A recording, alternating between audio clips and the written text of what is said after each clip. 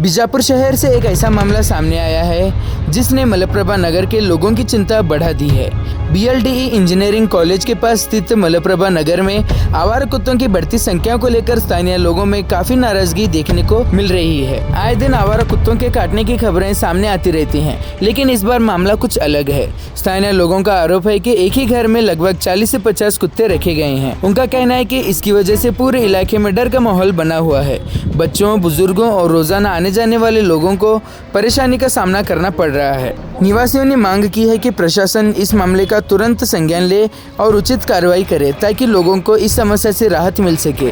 इस पूरे मामले को लेकर वार्ड नंबर 10 के कॉर्पोरेटर सचिन ने भी हमारे माध्यम से बात की।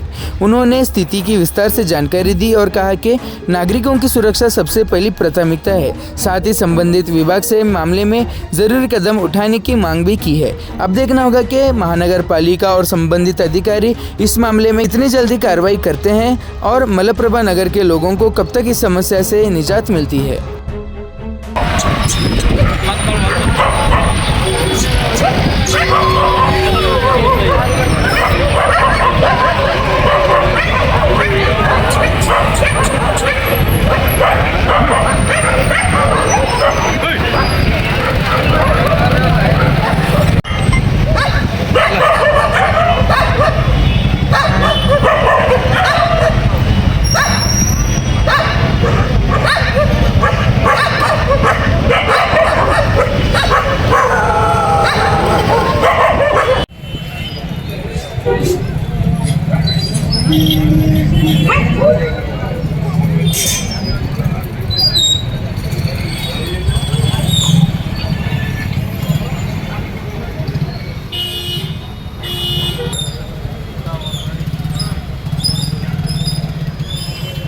ಈಗಾಗಲೇ 14 ಚಿಕ್ಕ ಮಕ್ಕಳಿಗೆ ಕಡಿದಿದ್ದು ಪ್ರಕರಣ ಆಗ್ಯಾವ।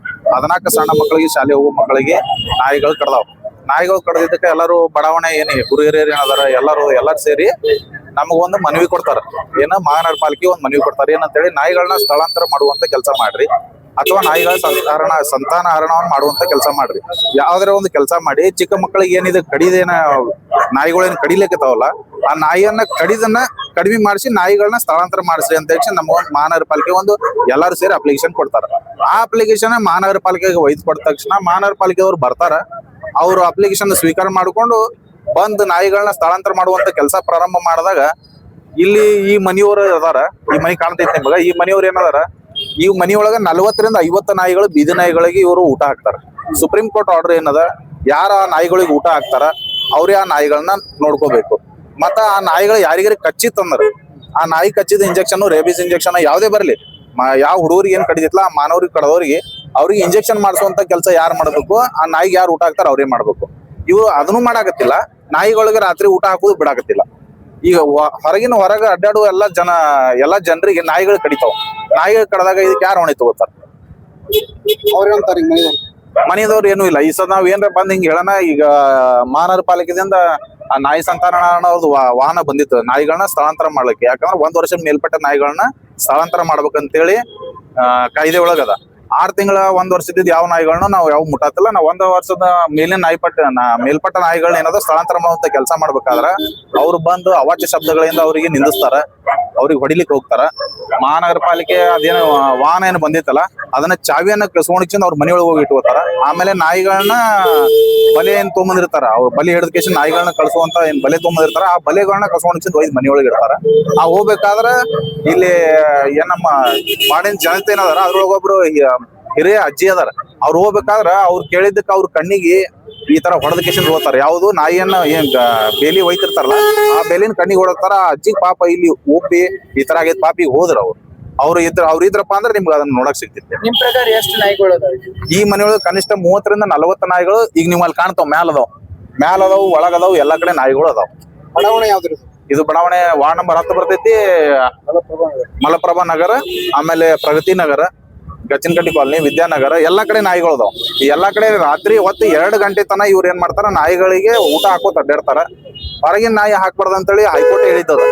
ಹೊರಗಿನ ನಾಯಿಗಳಿಗೆ ಊಟ ಹಾಕಿದ್ರಪ್ಪ ಅಂತಂದ್ರೆ ಅದನ್ನ ಒಯ್ದವ್ರ ಮನೆಯೊಳಗೆ ಸಾಕುವಂತ ಅಂತೂ ಹೈಕೋರ್ಟ್ ಸುಪ್ರೀಂ ಕೋರ್ಟ್ ಆದೇಶ ಅದ। ಮತ್ತ ಅದನ್ನ ಉಲ್ಲಂಘಿಸಿ ಇವ್ರು ಇದನ್ನ ಕೆಲಸ ಮಾಡ್ತಾರೆ। ಅಧಿಕಾರಿ ಯಾರು ಬಂದ್ರು? ಇಲ್ಲಿಂದ ಮಹಾನಗರ ಪಾಲಿಕೆ ಅಧಿಕಾರಿ ಇವ್ರು ಬಂದಿದ್ರು, ಬೋರಣ್ಣವ್ರು ಸರ್ ಬಂದಿದ್ರು, ಆಮೇಲೆ ನಾವು ಎಲ್ಲರಿಗೆ ಇವ್ರಿಗೆ ಮೇಯರ್ ಸಾಹೇಬ್ರಿಗೆ ಅವ್ರಿಗೆ ಫೋನ್ ಮುಖಾಂತರ ಅವ್ರಿಗೆ ತಿಳಿಸಿದ್ದೇವೆ. ಎಲ್ಲ PSI ಸಾಹೇಬ್ರು ಬಂದಿದ್ರು, ಆದರ್ಶ ಇವ್ರು APMC ಅವರು ತಿಪ್ಪಾರೆಡ್ಡಿ ಸರ್ ಬಂದಿದ್ರು, ಆಮೇಲೆ ಒಂದೊಂದು ಸಿಬ್ಬಂದಿ ಬಂದಿದ್ರು, ಪೊಲೀಸ್ ಸಿಬ್ಬಂದಿಯವರು, ಮಹಾನಗರ ಪಾಲಿಕೆ ಸಿಬ್ಬಂದಿಯವರು ಎಲ್ಲರೂ ಒಟ್ಟು ಬಂದದ. ಎಲ್ಲರೂ ಬಂದು ಎಕ್ಸ್ಚೇಂಜ್ ಮಾಡಿದ್ರು. ಏನು ಮನೆಯವ್ರು ಏನದಾರಲ್ಲ ಅವ್ರು ಅದಕ್ಕೆ ಹಣೆ ಹಾಕತ್ತೀವಿ. ನಿಮ್ಮ ವತಿಯಿಂದ ಲೆಟರ್ ಕೊಟ್ಟು ಏನ್ರಿ ಮಾಡಿದೀರಾ? ಲೆಟರ್ ಕೊಟ್ಟಿದ್ದೇವ್ರಿ ನಾವು. ಆದ್ರೂ ಇನ್ನು ತನಕ ಇಲ್ಲ, ಲೆಟರ್ ಕೊಟ್ಟಿದ್ದಕ್ಕೆ ಇವ್ರು ಬಂದಿದ್ದೀಗ. ಈಗ ಬಡಾವಣೆ ಎಲ್ಲರೂ ಸೇರಿ ನಾವೇನ್ ಮಾಡಿದೀವಿ, ಈ ನಾಯಿಗಳನ್ನ ಸ್ಥಳಾಂತರ ಮಾಡುವಂತ ಕೆಲಸ ಮಾಡ್ರಿ ಅಂತೇಳಿ ನಾವು ಲೆಟರ್ ಕೊಟ್ಟಿದ್ದಕ್ಕೆ ಮಹಾನಗರ ಪಾಲಿಕೆದವರು ಬಂದು ಸ್ಥಳಾಂತರ ಮಾಡುವ ಕೆಲಸ ಮಾಡ್ಬೇಕಾದ್ರೆ ಈ ತರ ಘಟನೆ ಆಗಿದೆ. ಅಧಿಕಾರಿಗಳು ಮಾತು ಕೇಳತ್ತೀರ? ಅಧಿಕಾರಿಗಳ ಮಾತು ಅವ್ರು ಕೇಳಾಗತ್ತಿಲ್ಲ. ಈ ಜನರ ಬೇಡಿಕೆ ಜನರ ಬೇಡಿಕೆ ಏನಿದ್ರು ಎಷ್ಟೊತ್ತಿದ್ರು ನಾಯಿಗಳನ್ನ ಸ್ಥಳಾಂತರ ಮಾಡಬೇಕು, ಚಿಕ್ಕ ಮಕ್ಕಳಿಗೆ ರಕ್ಷಣೆ ಕೊಡಬೇಕು. ಎಷ್ಟು ಪ್ರಕರಣ ಆಗ್ಯಾವ್ರಿ? ಎಷ್ಟು 14 ನಾಯಿಗಳು ಕಡ್ದಾವು. ಒಂದು DC ಆಫೀಸ್ ಗೌರ್ಮೆಂಟ್ ಸಿಬ್ಬಂದಿಯವರಿಗೆ ಒಬ್ಬರಿಗೆ ಕಡ್ದೈತಿ.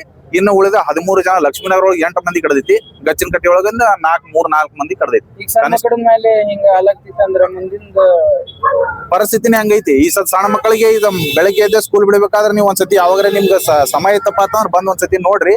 ಬೆಳಿಗ್ಗೆ ಹುಡುಗರಿಗೆ ಸ್ಕೂಲ್ ಬಿಡೋ ಟೈಮ್ ಒಳಗೆ ಯಾವ ತರ ಆಗ್ತೈತೆ ಅಂದ್ರೆ ಪೇರೆಂಟ್ಸ್ ಬರ್ಲೇಬೇಕು. ಪಾಲಕರ ಕರ್ಕೊಂಡ್ ಬಂದಿನ ಬಸ್ ಹೋಗಿ ಕುಂಡ್ಸುತ್ತಾನೆ, ಎತ್ಕೊಂಡ್ ನಿಂತಿರ್ತಾರ. ಆಮೇಲೆ ಬಸ್ ಹೋಗಿ ಕುಂಡ್ಸಿ ಮನೆಗೆ ಹೋಗ್ತಾರೆ. ಈ ಪರಿಸ್ಥಿತಿ ಇಲ್ಲಿ ಬಂದೈತಿ. ಸಚಿನ್ ಕುಂಸಿ.